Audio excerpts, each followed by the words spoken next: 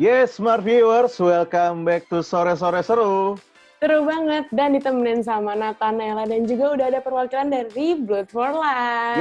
Yes, ada Kak Riri di sini. Apa kabar, Kak? Alhamdulillah baik. Apa kabar Kak Nathan dan Kak Naila? Amin, Baik. sehat-sehat. Yes, betul. Kak Riri, gimana nih kabarnya selama masa pandemi ini? Masih tetap masuk kantor juga nih sepertinya ya? Iya Kak, masih tetap masuk kantor. Sesekali work from home, tapi mostly masuk kantor. Masih masuk kantor, oke. Nah, ini buat teman-teman smart viewers yang di rumah juga nih, supaya lebih mengenal lagi, Kak Riri boleh perkenalkan diri dulu ini selengkapnya bagaimana dan untuk di Blood for Life ini. Iya, benar-benar. Apa sih Blood for Life dan juga mungkin posisi Kak Riri di Blood for Life juga seperti apa? Oke Kak, terima kasih kesempatannya. Saya Riri, nama panjang saya Yudinia Venkanteswari, biasa dipanggil Riri. Di Blood for Life, saya seorang chairperson dari tahun 2018 sampai sekarang, 2020. Blood for Life itu sendiri adalah suatu komunitas yang menjembatani antara orang yang membutuhkan darah dengan orang yang bersedia mendonorkan darah secara sukarela. Nah, tujuannya Blood for Life ini sendiri selain mempertemukan pasien dan orang yang bersedia mendonorkan darah, juga untuk mengedukasi teman-teman yang masih belum mengerti pentingnya donor darah. Seperti itu, Kak. Blood for Life sendiri diinisiasi oleh Kak Valencia Mikeranda di tahun 2009. 2009, berarti masuk tahun ini itu udah sampai 11 tahun ya? 11 tahun. Wow. Ya. Betul, 11 tahun, Kak. 11 tahun. Nah ini untuk masuk ke 11 tahunnya ini ada perbedaan nggak atau perubahan dari sebenarnya yang cukup kontras dengan kayak misalnya dari tahun awal berdiri, iya betul. Ya tentu saja. Jadi waktu Kak Valen memulai menginisiasi Blood for Life Indonesia ini berawal dari viewer blognya dia. Jadi dari beliau punya blog dulu, ya betul. Blognya itu hanya punya waktu itu 44 follower. Nah, mereka itu waktu itu. Jadi background-nya adalah Kak Valen itu punya ibu almarhum, ibunda beliau itu cuci darah, Kak. Jadi beliau sangat mengerti bahwa orang cari darah tuh susah banget gitu. Jadi pada saat beliau mengetahui bahwa ada teman sekamar ibunya yang meninggal dunia karena sampai tidak dapat darah, di situ beliau berinisiatif untuk mengumpulkan teman-teman untuk mencarikan pendonor jika ada yang membutuhkan darah. Nah itu awal mula terjadinya Blood for Life Indonesia pada tahun 2009. 2009. Iya. Jadi memang untuk dari awalnya sendiri ini memang bagian salah satu kisah pribadi ya dari salah seorang pendirinya, terus akhirnya berjalan sekarang hingga terorganisir 11 tahun gitu ya. Betul. Kak. Nah, kalau boleh tahu kan berarti Blood for Life ini kan sebuah komunitas nih ya, Kak Riri. Kira-kira tuh cara gabung untuk bisa masuk ke dalam suatu komunitas Blood for Life ini tuh gimana sih? Iya. Jadi kalau bergabungnya sendiri ada dua sih sebenarnya, Kak. Kalau kita kan bergabung sebagai relawan itu belum tentu orang yang bisa mendonorkan darah. Jadi kita bisa bergabung kita punya website namanya bloodforlife.id, blood angka 4 life.id. Itu di situ kita bisa berkontribusi sebagai relawan pendonor atau sebagai relawan yang meskipun tidak mendonorkan darah, kita bisa berkontribusi di organisasinya, jadi di komunitasnya. Di komunitas Blood for Life Indonesia sendiri, kita punya beberapa divisi, Kak. Yang paling utama adalah divisi IGD virtual. IGD virtual itu kita dinamakan IGD virtual karena ini adalah ujung tombaknya Blood for Life Indonesia. Teman-teman relawan administrator yang bekerja di sini, dalam artian bekerja secara sukarela ya Kak, kita nggak ada yang dibayar, itu bertugas mengkonfirmasi kebutuhan darah yang masuk. Jadi setiap harinya itu ada informasi kebutuhan darah itu, kalau Kakak lihat di grup WhatsApp ada, di web manapun ada, di Instagram. Nah itu bertubi-tubi masuk ke Blood for Life Indonesia. Yang pertama dilakukan oleh admin adalah mengkonfirmasi kebenaran. Gimana caranya mengkonfirmasi? Yang pertama adalah kontak CP-nya, CP keluarga pasien, pastikan mereka punya kartu yang dari PMI. Jadi ada kartu permintaan darah. Nah, mereka tugasnya mengkonfirmasi tersebut. Kalau kebutuhan darah tersebut sudah terkonfirmasi, baru deh di-share ke media sosial kita dan di website kita. Gitu.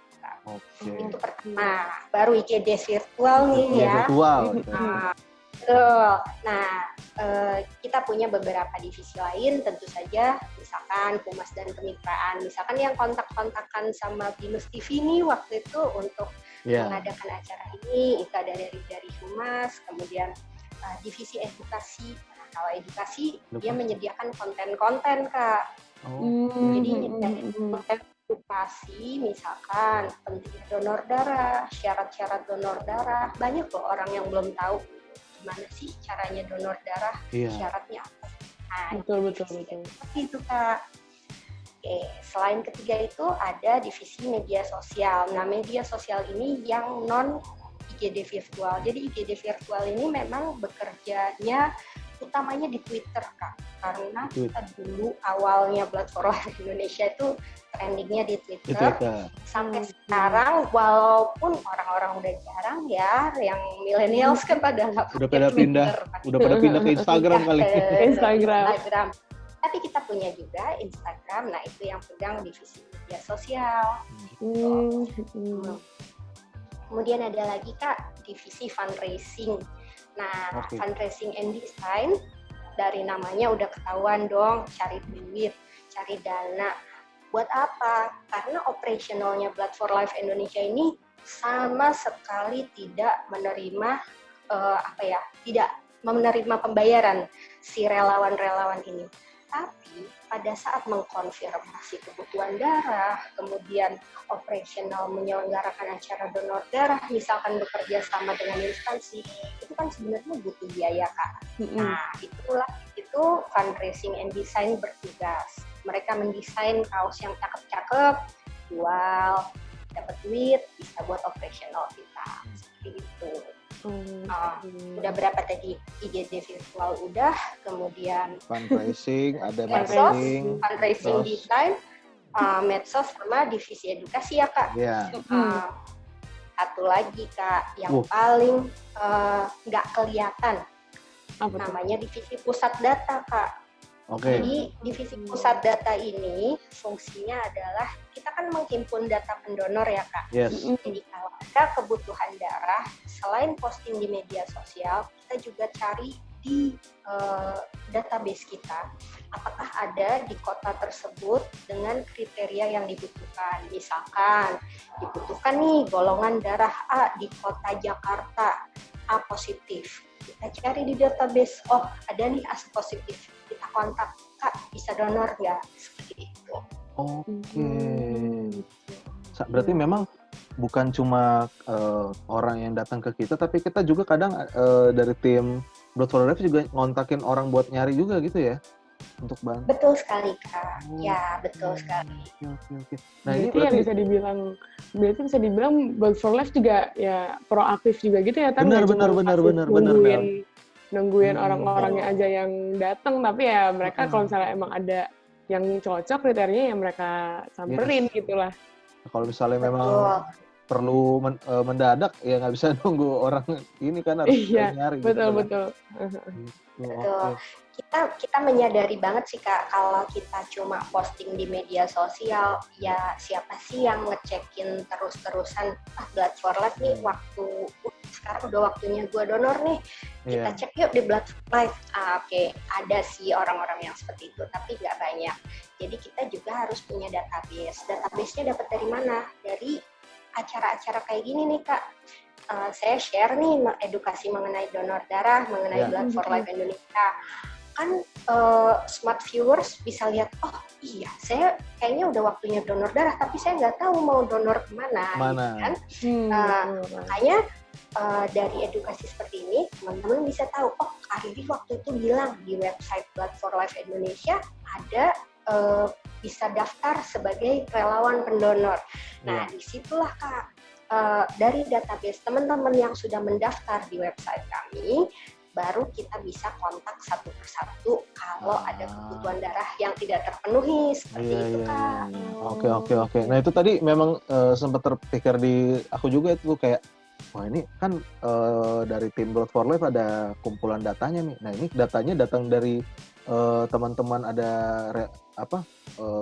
rumah sakit kah atau gimana? Oh jadi memang datangnya dari orang-orang yang daftar udah ada di situ via website. Iya. Jadi penting banget nih website kita Kak. Iya. Jadi memang kalau untuk dari Karir sendiri melihat website ini sebagai apa aja sih, identitas kah atau memang tempat untuk sharing kah atau tempat untuk membuka jalan orang-orang pendaftaran ya sebagai apa aja nih? Oke, pada dasarnya kita kan memang bergeraknya di media sosial Kak awalnya.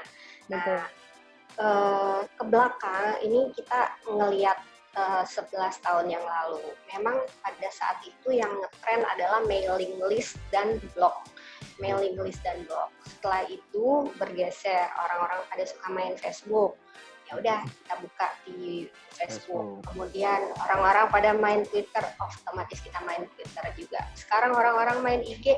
Nah, kita udah mulai bergeser juga. Jadi untuk kebutuhan darah kita juga share di IG Story Kak.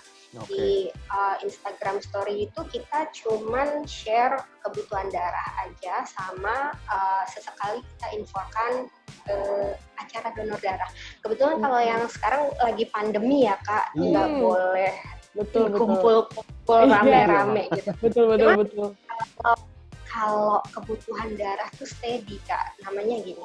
Orang kecelakaan ada aja, orang yang melahirkan ada aja, orang thalassemia darah itu selalu ada.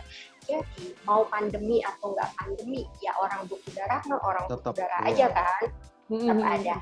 Nah itu yang membuat kita merasa perlu untuk memenuhi kebutuhan darah tersebut. Jadi kadang kalau sebelum pandemi pun pada saat ada event donor darah, kita di Blood for Life Indonesia juga berusaha mengumpulkan teman-teman sebanyak mungkin untuk datang, berdonor, dan mengisi website kita untuk database kita.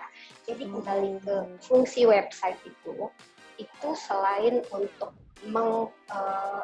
mengakomodir teman-teman yang ingin mendonorkan darah sebagai relawan, juga untuk mengakomodir penyebaran informasi mengenai kebutuhan darah itu sendiri Kak.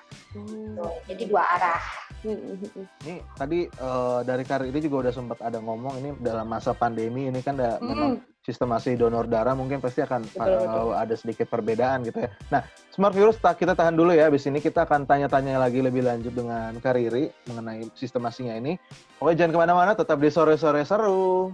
Seru banget.